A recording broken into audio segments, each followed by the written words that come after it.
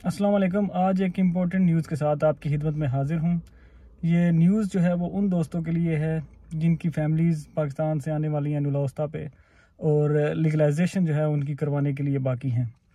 तो बहुत से दोस्त जो हैं हमारे कह रहे हैं कि लीगलाइजेशन जो है वो ख़त्म हो चुकी हुई है, कि डॉक्यूमेंट्स जो हैं अब सिर्फ पोस्टाइल करके भी आप लगा सकते हैं और आप जो है वीज़ा अप्लाई कर सकते हैं फैमिली का।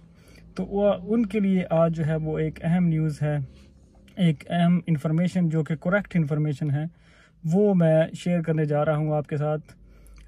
हो सकता है कि सोमवार वाले दिन इटालियन एम्बेसी की तरफ से भी और BLS की तरफ से भी ये नोटिफिकेशन आ जाए या लगा दिया जाए कि लीगलाइजेशन जो है वो आपके जो अपोस्टाइल है वो भी एज ए लीगलाइजेशन आपके इस्तेमाल हो जाएंगे।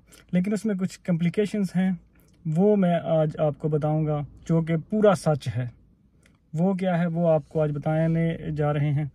तो जितने भी हमारे दोस्त ये वीडियोस वगैरह देखते हैं, वो व्यूज़ तो बहुत सारे आते हैं, और साथ साथ अगर इस चैनल को आप जो फेसबुक पेज है उसको लाइक कर देंगे और जो हमारा टिकटॉक है उसको फॉलो कर देंगे, तो हमें पता चलेगा कि कितने लोग जो हैं वो हमें पसंद करते हैं।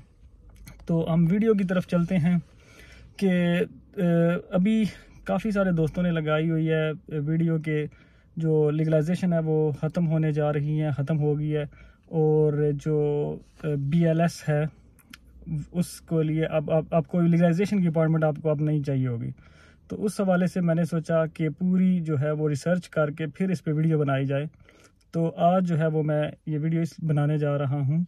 तो जो भी दोस्त हैं वो क्या तो ठीक रहे हैं कि जो आपकी अपोस्टाइल है वो लीगलाइजेशन की ज़रूरत नहीं रहेगी, अपोस्टाइल आपके जो है वो चलेंगे ओरिजिनल डॉक्यूमेंट्स पे। लेकिन उसमें एक कॉम्प्लिकेटेड चीज़ ये है कि जो आपके ओरिजिनल डॉक्यूमेंट्स हैं वो मोफा से आपका अपोस्टाइल हो जाएंगे, यानी कि आपका ओरिजिनल निकाहनामा, आपका ओरिजिनल बर्थ सर्टिफिकेट, आपका FRC ओरिजिनल, आपका निकाहनामा ओरिजिनल, ये चीज़ें आपकी ओरिजिनल जो है वो उस पर अपोस्टाइल लग जाएगा, और इटालियन एम्बेसी या BLS उसको एक्सेप्ट भी करेगा। लेकिन बीच में आके जो असली चीज़ जिस जहाँ पे कॉम्प्लिकेशन आती है वो आती है आपकी ट्रांसलेशन पे, क्योंकि जो अपोस्टाइल जो डॉक्यूमेंट होंगे वो सिर्फ ओरिजिनल होंगे, लेकिन जो इटालियन एम्बेसी है उसको रिक्वायर है साथ ट्रांसलेशन भी।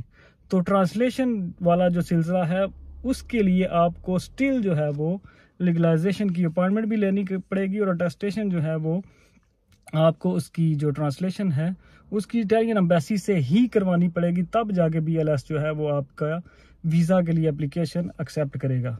तो बात वहाँ की वहाँ ही रहेगी। तो बाकी जो मुख्तलिफ एम्बेसीज़ हैं वहाँ पे जो अपोस्टाइल है वही सिर्फ चल रहा है, लीगलाइजेशन मुकम्मल तौर पे ख़त्म कर दी गया। इटालियन एम्बेसी और बेल्जियम एम्बेसी जो है वो स्टिल अभी भी साथ ट्रांसलेशन के लिए आपको लीगलाइजेशन करवा के तो फिर जो है वो ये डॉक्यूमेंट मंजूर करती है।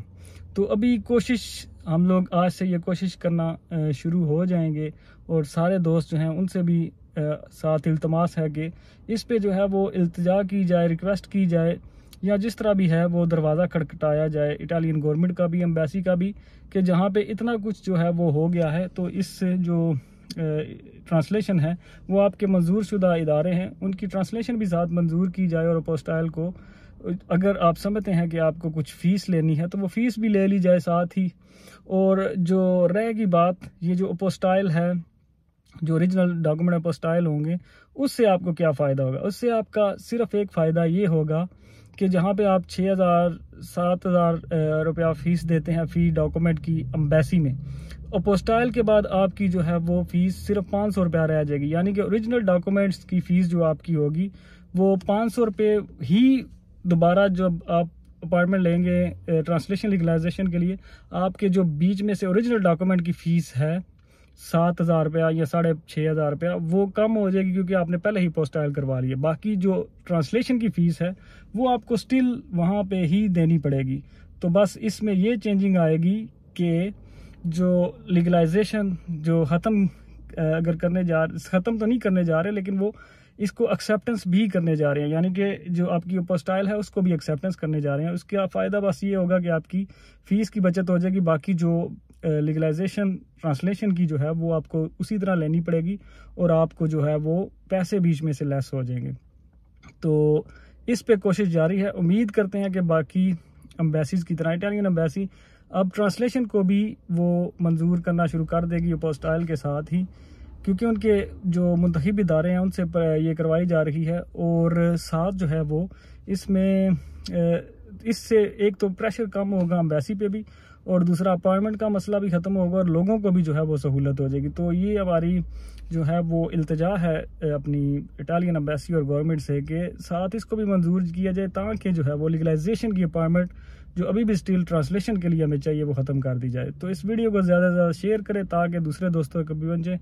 और बहुत से लोग जो कहते हैं कि हम लोग वो इस पे काफ़ी सारे दोस्त जो हैं वो कहते हैं कि थोड़ी गलत बयानी हो रही है या कुछ, तो उनके लिए भी ये वीडियो है कि असल में हकीकत क्या है, लीगलाइजेशन क्या ख़त्म हुई है या इसमें चेंजिंग है, ये असल हकीकत थी। तो सिर्फ आपको फ़ायदा ये हुआ कि आपकी फ़ीस कम होगी है, बाकी आपको लीगलाइजेशन की अपॉइंटमेंट जो है वो स्टिल वीज़ा के लिए लेनी पड़ेगी, लेकिन मुस्तकबिल में हम कोशिश करेंगे कि इसको भी ख़त्म कर दिया जाए।